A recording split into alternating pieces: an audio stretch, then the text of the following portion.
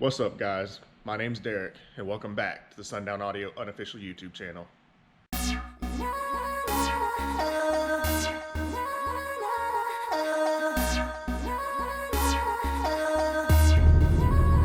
What's up, guys? We're going on an adventure down to South Carolina to get a big present for Project SPL. Stay tuned with us for the ride.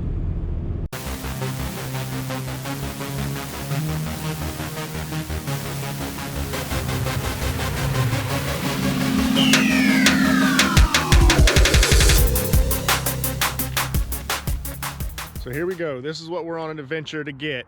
A couple trailers. So we got two of them we came down to pick up. So that's what you're gonna see, trailer on a trailer action. We got a 35-foot deck over for Brandon, and then this nice little 20-foot car hauler up here on top for me. So this is gonna be Project SPL's new I don't know what to call it, new baby, new place where it's gonna ride. How it's gonna travel to all it shows. So that's it. It's late at night. Give you all a quick peek of what we're on an adventure doing down here deep in the backwoods of South Carolina.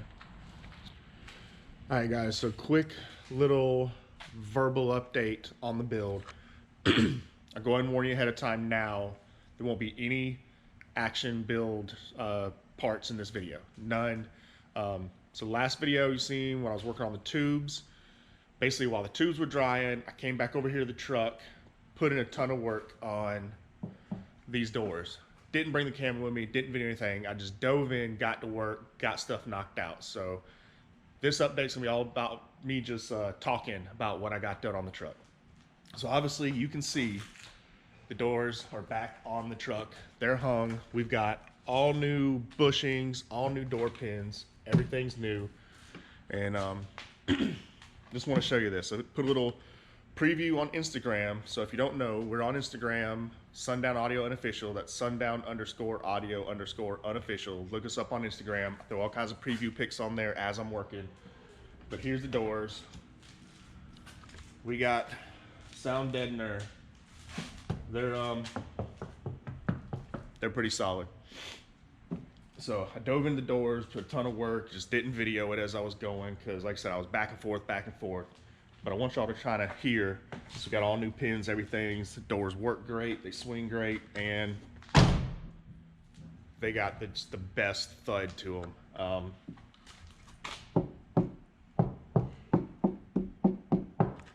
I'm happy. The doors feel so solid. They work perfect.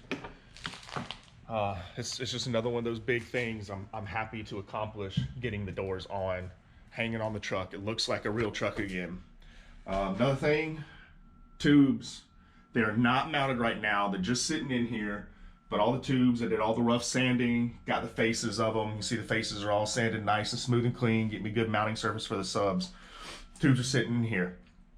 I'm getting a lot of questions. People are, what are the tubes for? How are you mounting the subs? How are you mounting the tubes? So I'll try and explain that real quick. This is gonna be a big 4th order bandpass. The tubes are the individual sealed rear chambers that will hold the subs. So you can see all the tubes are hollow. The sub will sit in there and screw into it. How's the tube mount to the truck? Screws. I'm just gonna put them up here and I'm gonna screw them in. Will they be in this exact position? Probably not. There's something that's gonna get played with. So this is just a rough estimate, throwing the tubes in here, got them sitting in place. They're just kind of sitting however they rolled. But yeah, I will play with adjusting the tubes a little bit, up, down, left, and right. I don't have a lot of play, but what little bit I have, I'm gonna play with. So if anyone's confused as how this is a band pass and that's the rear, was because there's no loading wall yet. So all this here in the front, it's all wide open. This is all gonna get built in. It's gonna be a huge loading wall getting built in here to turn all this into one big ported chamber. So that's still yet to come. It hasn't happened yet. But for now, those are individual sealed rear sections for the subs. Now, one thing I have always loved, going back, even in old musical setups, I love individual sealed rear sections, and for multiple reasons. One, it loads the back of the subs well. You don't get any funny loading issues regardless of any other stuff that's going on. It helps to load the back of the subs well. And if, in case people that don't know, and what I used to do is I've actually done a lot of bass boxing, which is music runs, a lot of bass boxing, a lot of bass race. I've got multiple base race championships, multiple base boxing championships. If you're doing long-term musical stuff and say something does go wrong and you lose a sub, well, if they're all common chamber and one sub goes out, well, now the other subs are all thrown off. They're all completely off. They're going to mess up, and you got a big vented hole now. If your cone goes out, if your cone shreds, which is very possible, you're going to have some severe mechanical damage to your woofers. If that cone goes out and you got a huge gaping hole now in your rear seal section, well, you might as well just go ahead and shut it down. You're going to destroy everything. Keep playing. If you wire like, or you configure it like this, or even if you have a flat, completely flat, big baffle, but if you do individual rear sections, if one sub goes out, the others can keep on playing without issue. They can keep on going. Won't have any problems there. So I've always loved individual tubes like this. Matter of fact, bring y'all over here. Let's shed some light in this. See if y'all can see this. This is our big demo van. And this is set up the same exact way. This is set up like a Super Street build. Huge ported chamber. You can see the loading walls are here. And individual sealed rear chambers for each subwoofer. These are octagons. Octagons are much easier to build, require a lot less material. And one cool thing I highlight while I'm over here, I like about octagons, all these tubes, there's a little bit of clearance in between them. But you see how they end up making kind of a honeycomb shape? Well, that means they all gusset on each other and strengthen each other. So where you think the tubes are all just one layer thick, well, no. One side's against the wall. In the middle in here, these sides are against other sides. And everything gussets and triangulates and angles and just strengthens everything.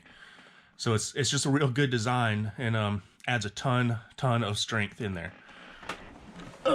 So that's something I've liked to do for a long time. Done it in many builds in the past. I'm gonna do it in here too. So yeah, there we go. Tubes are mocked up into place. Next step, get the tube screwed in, get my speaker wires. I got to drill some holes all the way through the back wall. I am running wires straight through the back wall. Get some 8-gauge speaker wire ran in here. Then, I love that thud. Come up here. This is the start of equipment alternator.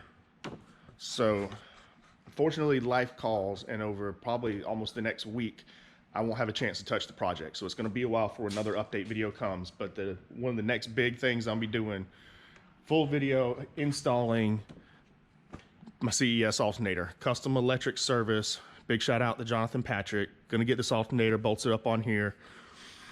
Power wire ran, doing one run of power and ground, front to back, going straight to my cap banks in the back. Not going to get into a discussion about that and why I'm not doing a bazillion runs of power wire. Just it's pointless in this build. It's pointless in a lot of builds. A lot of y'all got 50 runs of power wire and it's completely pointless. And I'll go over all that in the next video when we get the alt installed. But that's the next step. Screw tubes in, install alternator. Once I get the wire ran up in the back, which is going to come back here where the filler neck is, going to come up back in that little corner.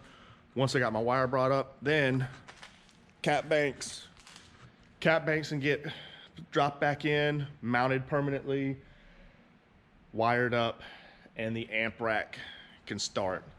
So I already had the speaker wire coming through, the amp rack can start getting built up, amps mounted in, everything get plugged in at that point. And after that, the only last step is to get my external head unit mounted. I still have my old, what we call umbilical cord, my old external umbilical cord from my old truck. So all that's just wired in, plug and play real easy, and we're gonna be playing.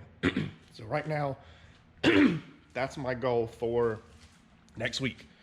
Next week when I'm able to jump on the project a few hours a night after work, I wanna have this thing playing.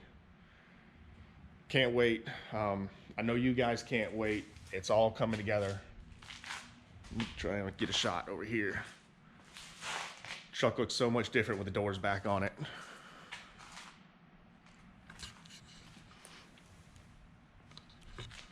So yeah, it's all coming together. I'm super happy to see these huge steps, the doors, the tubes, like I said, next huge step is going to be what happens in the back, getting the caps in and the amp rack built up.